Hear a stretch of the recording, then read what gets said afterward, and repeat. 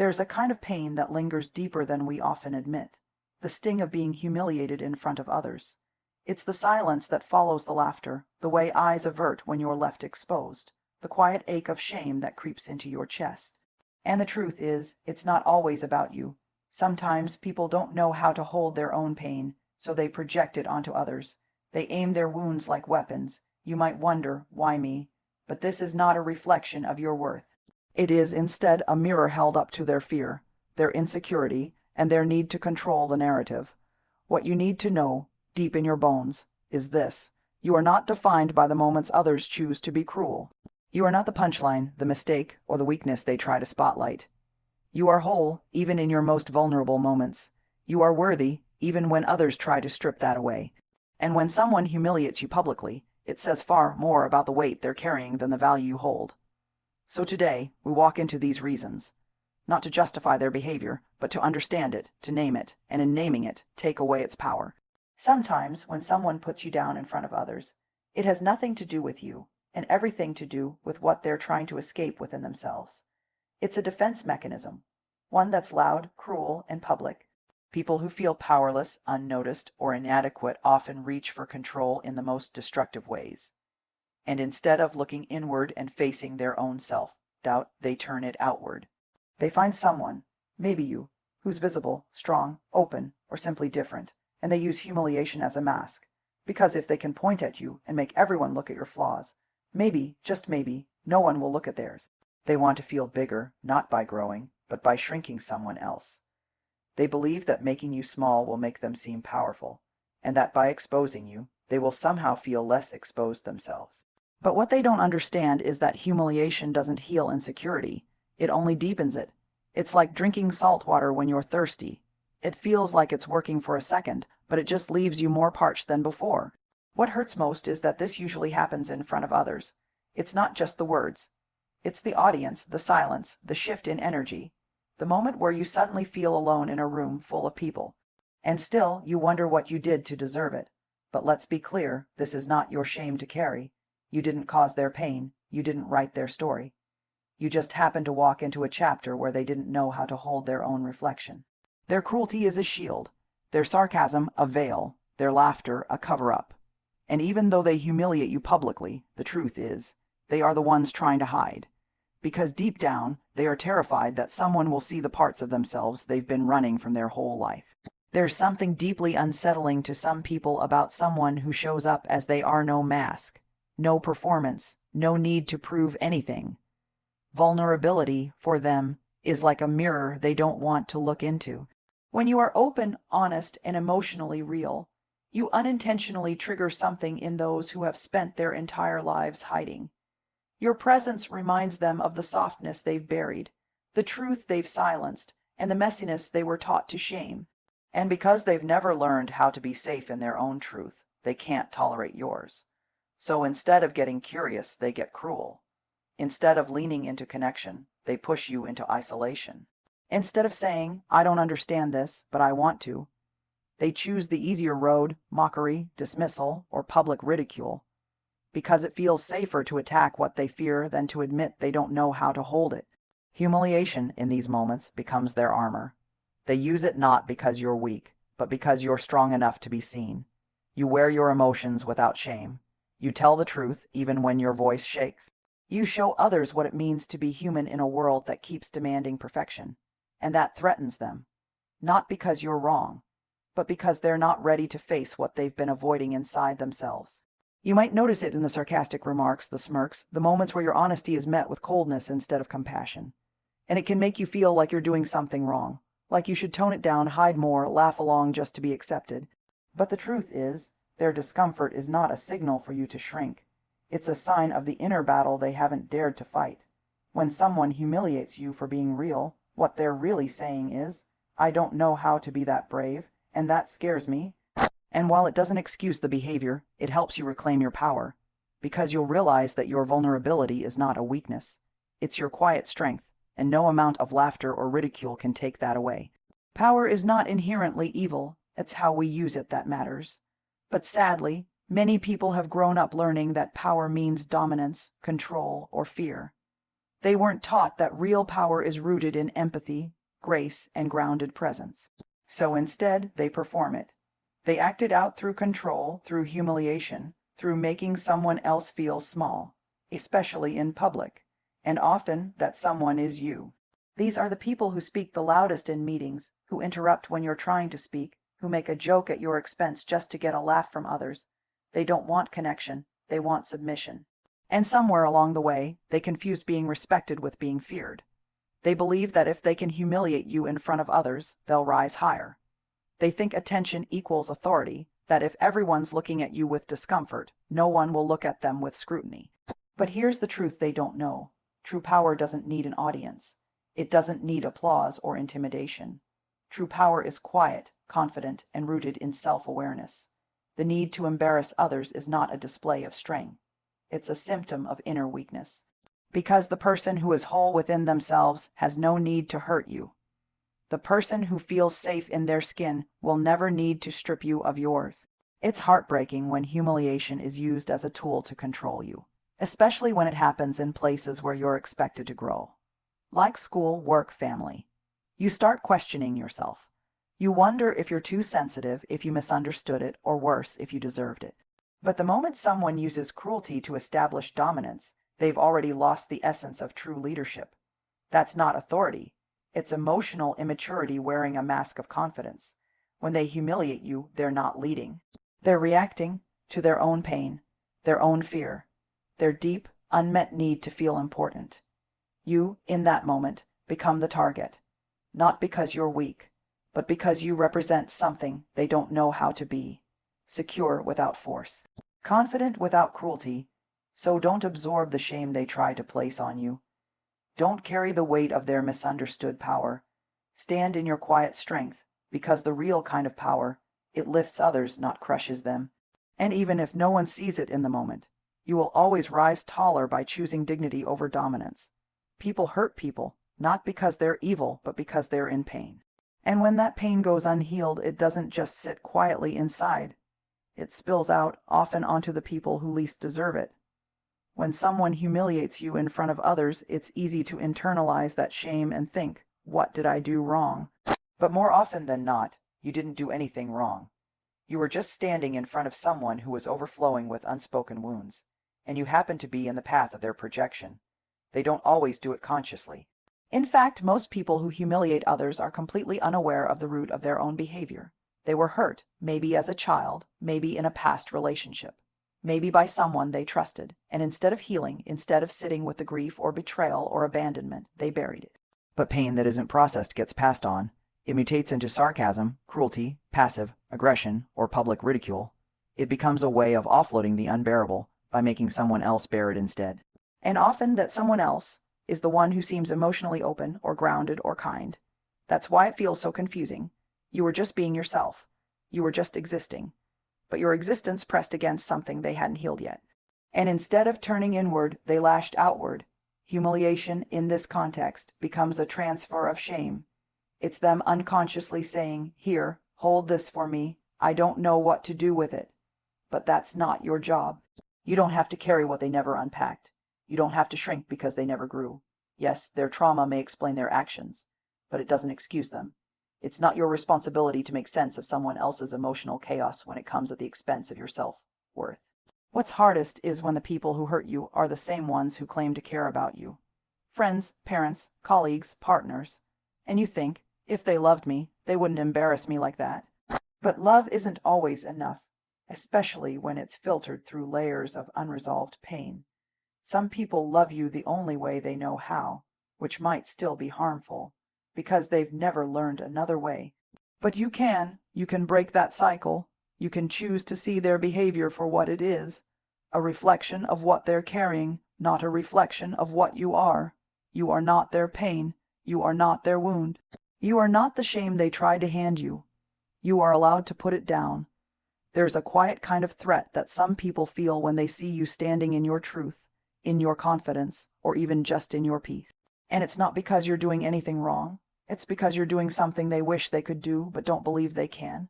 Your light, your growth, your strength. They all highlight something in them that feels stuck, insecure, or unseen. And instead of being inspired by it, they resent it. That resentment, it becomes envy, and envy left unchecked, it becomes sabotage. This is when people start chipping away at your confidence in subtle, public ways. A joke at your expense, a comment that seems small but cuts deep. A moment where they share something personal about you, not to connect, but to shame you. All of it is rooted in one thing. They don't feel good about who they are, so they try to make you question who you are. Envy is sneaky. It rarely shows up honestly. It disguises itself as just being real, or just having fun, or not that serious. But you feel it in your gut. You sense the shift in tone, the sting behind the smile, the way their laughter lingers a little too long when they point something out in front of others. And the worst part is, if you name it, they'll tell you you're overreacting, that you're too sensitive, that it was just a joke. But it wasn't. It was strategic. It was meant to unsteady you, to remind you not to get too confident, not to rise too high, not to shine too brightly, because your growth makes them uncomfortable with their stagnation. Your joy reminds them of what they're missing. Your strength reflects the inner work they haven't done. So instead of asking themselves why they feel that discomfort, they try to shift it onto you. They humiliate you in public so they don't have to sit with what your presence stirs up in private. And here's what's important to remember: envy is not about you. It's about what they feel they lack. You are not the problem. You are the mirror. You reflect a version of themselves they're afraid they'll never become. And while it's not your fault they feel that way, it's also not your job to dim yourself just so they can stay comfortable. You are allowed to shine. You are allowed to grow. You are allowed to walk into a room without shrinking just to protect someone else's ego.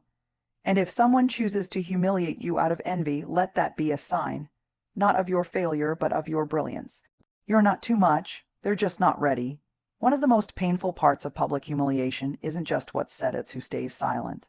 It's the people who were right there, who saw the way your voice was cut off, your story twisted, your dignity stripped, and chose to say nothing. That silence cuts deeper than the words. It feels like abandonment wrapped in politeness. And for a long time, you may carry that moment not only as shame, but as confusion. Why didn't anyone step in? Here's the truth. When people witness someone being humiliated, especially publicly, their nervous systems go into survival mode. And survival doesn't always look like courage. It often looks like silence. They think that if they laugh along, if they look away, if they say nothing, they're protecting themselves. Because deep down, they're afraid they'll be next. It's not that they don't see your pain. It's that they're terrified of what it would mean to stand beside you in it. This kind of silence isn't neutral. It's a choice, and it reinforces the humiliation. It tells the person doing harm that their behavior is acceptable. It tells the person being hurt that they're alone. But most of all, it tells us that fear can be louder than empathy. And that's a devastating truth to confront. The ones who go quiet, who laugh nervously, who glance away and pretend not to notice, often aren't cruel people. They're just scared. They're still operating from a belief that speaking up will make them vulnerable too, that if they disrupt the moment, they'll disrupt their own safety, and sometimes they've been taught, by culture, by upbringing, by past experiences, that staying quiet is how you survive. But here's what they miss. Silence might protect their comfort, but it costs them their integrity. And for you, the one being humiliated, it's important to remember that their silence does not equal truth. Just because they didn't defend you doesn't mean you were wrong. Just because they stayed quiet doesn't mean you deserved it. And still, it's okay to grieve their silence, to feel the betrayal and the stillness of people you thought would speak. You don't have to pretend it didn't matter, but you also don't have to make their fear your narrative. You can decide from that moment on to never be the silent one, to never leave someone else alone in their shame. Because once you've been on the receiving end of that kind of silence, you understand the cost, and you get to choose differently.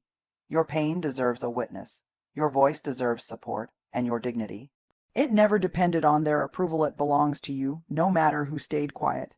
There's a quiet calculation behind many moments of public humiliation, a test. Some people don't come to hurt you out of impulse, they do it to see how much you'll allow. It's subtle at first, a joke that feels a little too personal, a sarcastic comment that gets a few laughs but leaves you stinging, a story shared that wasn't theirs to tell. They watch you carefully in those moments. They're not just trying to embarrass you, they're measuring your silence. They're seeing how far they can go before you push back, and if you don't, Because you're shocked, confused, trying to be nice, or just not ready to cause conflict, they interpret your stillness as permission. They learn, this is someone who won't fight back. This is someone I can make small, and they'll stay quiet. What they're really doing is teaching themselves how to treat you. And if you don't interrupt that lesson early, it becomes a pattern. It escalates. What started as a snide remark becomes a full-blown humiliation in front of others. This doesn't mean you're weak. It means you're human, because many of us were raised to avoid confrontation, to keep the peace, to not make a scene. We were taught to internalize the discomfort instead of speaking up. So when someone crosses a line, our first instinct is often to freeze, to question ourselves instead of the situation. Did I overreact? Did I misunderstand? Maybe they didn't mean it that way. But while we're busy trying to rationalize their behavior, they're already planning the next line they can cross. People who humiliate you publicly often have one goal: control. And one of the most common ways they try to control you is by normalizing disrespect. If they can make it casual, if they can make it funny or not that serious, they can make it acceptable. And if it becomes acceptable, they've successfully shaped the narrative. They've made your boundaries negotiable. That's the danger, but here's the power you hold. Boundaries don't require permission. You don't need to explain, justify, or soften your no. You are allowed to call out disrespect, even when it's wrapped in humor. You are allowed to say that wasn't okay, even if your voice shakes, because every time you speak up, you remind them, and yourself, that you are not available for humiliation. You are not a test to be passed. You are not a line to be pushed. You are a person with dignity, with limits, with a voice. And even if you didn't speak up before, you can start now. You are allowed to rewrite the rules. The moment you decide that your self-respect matters more than someone else's comfort, everything changes. There is something deeply unsettling to others when they witness you outgrowing old versions of yourself, especially if they have stayed stuck in their own patterns. Growth doesn't just mean success. It often means shedding old skins, leaving behind the familiar, and stepping into something unknown. And when you start to evolve in front of people who aren't ready to do the same, it can trigger fear, insecurity, and sometimes even resentment. For some, watching you thrive, whether in your career, your relationships, or simply in your personal development, feels like a threat. It's not that they don't care for you, but rather that your growth holds up a mirror to their own stagnation. They fear that if you become too independent, too strong, too capable, it will somehow leave them behind. And rather than support your journey, they choose to diminish your progress, often through humiliation. Humiliation becomes their tool to keep you in your place, to remind you in subtle and not so subtle ways that they're still in control of how you're seen, how you're perceived, and how you fit into their narrative. They fear that your growth will expose their own lack of movement, their own lack of courage to take risks. They feel the gap between where you are and where they still are, and instead of confronting their own fear, they project it onto you, trying to push you back down to the level of comfort they still occupy. The deeper the growth you experience, the more likely it is that someone who's afraid of their own transformation will try to bring you down. When they humiliate you in public, they're hoping to disrupt your process. They want to hold you back because they haven't learned to move forward themselves, but your growth has nothing to do with them. It's not a competition. It's not about leaving anyone behind. It's about becoming who you were always meant to be, with or without their approval. In those moments of humiliation, remember this: your growth is your gift, not just to yourself, but to everyone around you. By stepping into your full potential, you give others permission to do the same. The person who humiliated you is not the enemy. Their fear is. And while they may use humor or mockery as their defense, it's really just their own walls crumbling in the face of your courage. They are scared of the changes they see in you because they remind them of everything they haven't yet had the strength to do themselves. But here's the beautiful truth: your independence, your confidence, your strength are your birthright. No one can take that from you, not even their hurtful words or attempts at control. You don't need their approval to grow, and you certainly don't need their permission to thrive, so stand tall, keep evolving. And let your growth be a testimony to what is possible when you refuse to let fear dictate your potential. You are allowed to rise, and you are worthy of every bit of your progress, no matter who may try to pull you down. In a world where people are quick to point fingers, to humiliate, to try and make you feel smaller, remember this: their words are not your truth. The public humiliation you faced does not define who you are. It only speaks to their wounds, their insecurities, and their struggles, not yours. The painful moments you've endured at the hands of others were never meant to break you. They were meant to reveal your strength, your resilience, and your ability to rise, even when the world tries to pull you down. You are not what they say you are. You are not. Here's a powerful conclusion, tying together the emotional depth and empowering tone of the entire speech. In the end, being humiliated in front of others is not a reflection of your worth. It's a reflection of the insecurities, fears, and unresolved pain in the person doing humiliating. It's a cry for validation, an attempt to regain control, or simply a misguided expression of their own unhealed wounds. But here's the thing, you do not have to accept their narrative. You do not have to let their words or actions define you. Every time someone humiliates you, it's a reminder that they're struggling with something deeper than just the moment they're trying to create. And while their actions are never justified, they do speak to the shadow parts of themselves they haven't yet learned to face. That's their battle, not yours, and while it may hurt, remember this: you are not alone in this. You have every right to stand tall in your truth, to honor your boundaries, and to demand the respect you deserve. You are allowed to rise even when others try to pull you down. Your growth, your independence, and your worth are not contingent upon anyone's approval or validation. You are worthy of standing in your power, of being seen, and of shining brightly, no matter who feels uncomfortable by it. So the next time someone tries to humiliate you, remember, it's not about you. It's about their fear, their jealousy, or their unhealed pain. Don't let them carry that weight onto you. You have the power to choose how you respond, how you hold your head high, and how you protect your peace. Your journey is yours alone, and you are worthy of walking it with grace, with confidence, and with a heart that refuses to be diminished. You are not defined by the opinions of others, but by the love you hold for yourself and the strength you find within to keep moving forward. No matter the obstacles, keep going, because your light deserves to be seen.